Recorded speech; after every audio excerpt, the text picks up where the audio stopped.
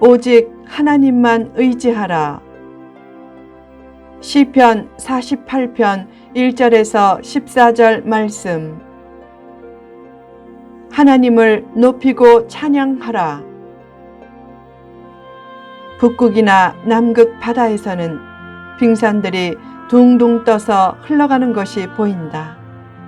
배는 그런 빙산을 매우 주의해야 한다. 빙산은 물 위에 나타난 것의 7, 8배가 물속에 잠겨 있어서 작게 보여도 빙산과 부딪히면 큰 해를 입는다. 큰 빙산은 바다 위를 떠다니는 작은 얼음 덩어리와는 180도 반대 방향으로 움직일 때도 있다. 작은 얼음 덩어리는 바람과 물결을 따라 움직이지만 큰 빙산은 바다 밑의 해류를 따라 움직이기 때문이다. 신앙생활도 마찬가지다. 어떤 교인은 세상 물결을 따라 움직이지만 어떤 성도는 세상 물결을 역류해서 진리의 말씀을 따라 움직인다. 어떤 교인은 근심하며 살지만 어떤 성도는 너희는 마음에 근심하지 말라 라는 말씀을 따라 산다.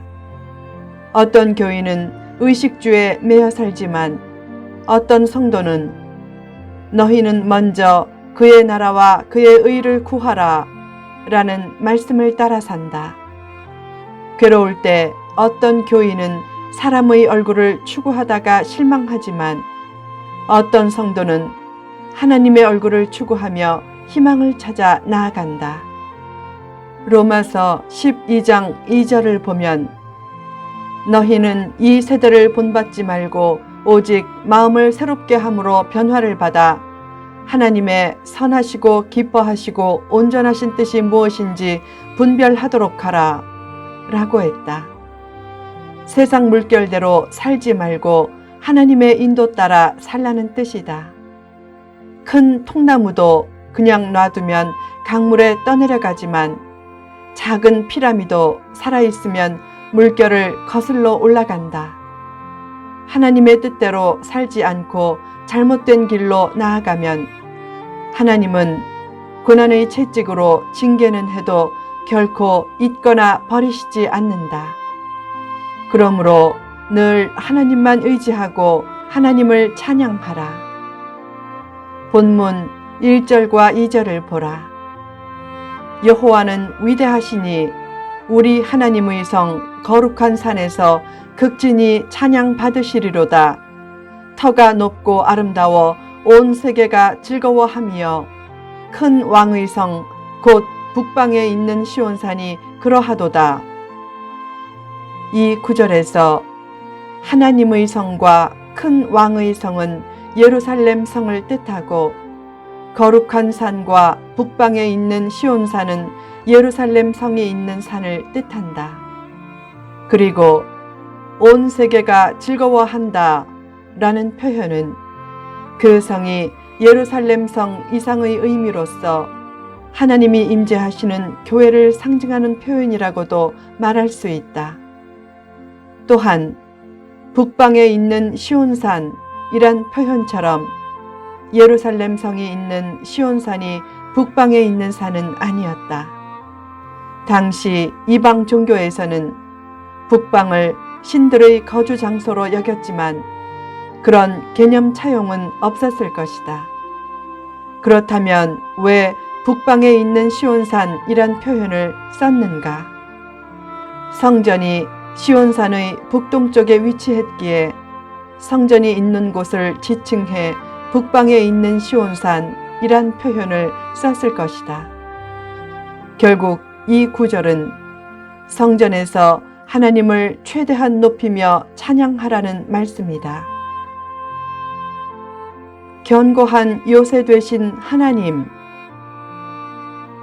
왜 하나님을 지극히 높이며 찬양해야 하는가? 하나님이 견고한 요새가 되셨기 때문이다. 결국 이방 왕들이 함께 예루살렘 성을 공격했다가 하나님이 그 성을 지켜주시는 기적적인 역사를 보고 놀라고 두려워서 급히 패퇴했다. 마침내 시인은 과거에 귀로 듣기만 했던 하나님의 지켜주시는 역사를 직접 목격하면서 앞으로도 하나님이 그들을 영원히 견고하게 지켜주실 것이라고 고백하며 또한 성전에서 하나님의 인자하심에 대해 다시 한번 깊이 생각하게 되었다고 고백했다. 그러자 억누를 수 없는 찬송이 입에서 터져나왔다. 더 나아가 시온성을 돌면서 하나님이 놀라운 손길로 지켜주신 사실을 눈으로 확인하고 그 사실을 후대에 전하라고 권면했다. 그리고 하나님이 영원히 그분의 백성들을 인도하실 것이란 믿음의 고백으로 시편을 마쳤다. 결국 이 시편은 하나님의 위대성과 권능과 은혜를 묘사하면서 오직 하나님만 의지해야 사는 길이 열린다는 사실을 도전하는 시편이다. 인생을 의지하지 말라. 영원히 살 것 같지만 곧 인생의 종착역에 도착한다는 평범한 사실을 깨닫는 것이 복이다.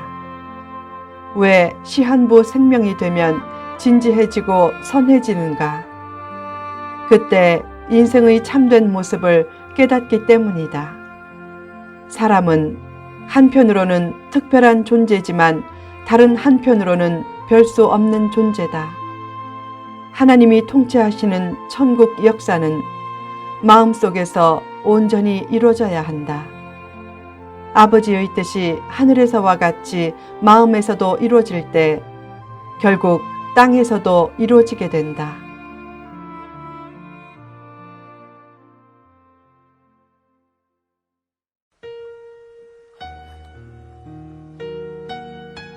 오직 하나님만 의지하라. 살다 보면 가까웠던 사람이 배반할 때도 있다. 동방의 의인이자 거부였던 욥이 고난을 당하자 아내는 하나님을 욕하고 죽으라 라고 했다. 사람을 의지하지 말라. 사람을 의지하려는 마음이 있는 만큼 언젠가 사람에 대해 실망한다. 사람의 능력이나 지식도 신뢰하지 말고 성격이나 인품도 신뢰하지 말고 심지어는 믿음이나 영성도 신뢰하지 말라. 하나님이 도와주시지 않고 성령께서 붙잡아 주시지 않으면 순식간에 나락에 떨어질 수 있는 존재가 사람이다. 괴테의 파우스트에서 주인공 파우스트는 세상의 모든 학문을 통달했지만 마음의 평안도 없고 인생 문제도 해결하지 못했다. 결국 독약을 마시고 죽으려고 할 때 새벽 바람을 타고 예배당으로부터 들려온 부활 찬송을 듣고 갱생의 길을 걸었다. 인생은 공부로 알 수 없고 지식으로 인생 문제를 해결할 수 없다.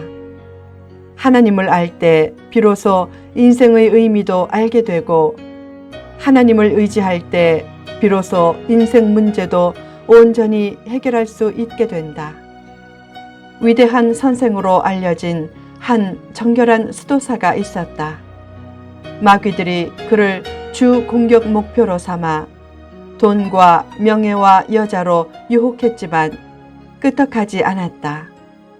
마귀들도 속수무책으로 당하고 있을 때 한 마귀가 자신 있게 자기가 유혹하겠다고 하며 그 수도사를 찾아가 말을 걸었다.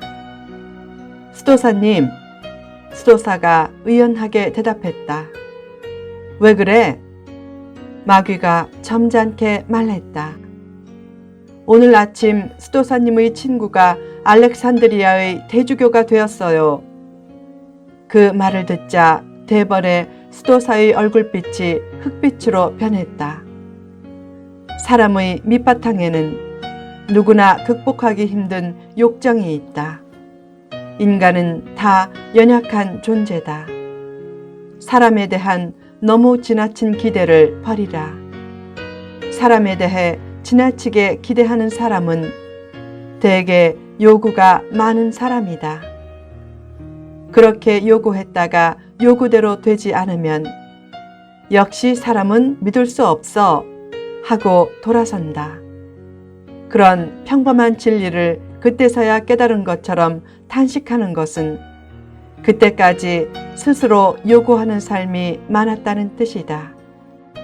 결국 사람은 역시 믿을 수 없어 라고 말하는 것은 대개 자기 스스로도 문제가 많은 사람이었음을 자인하는 것이다.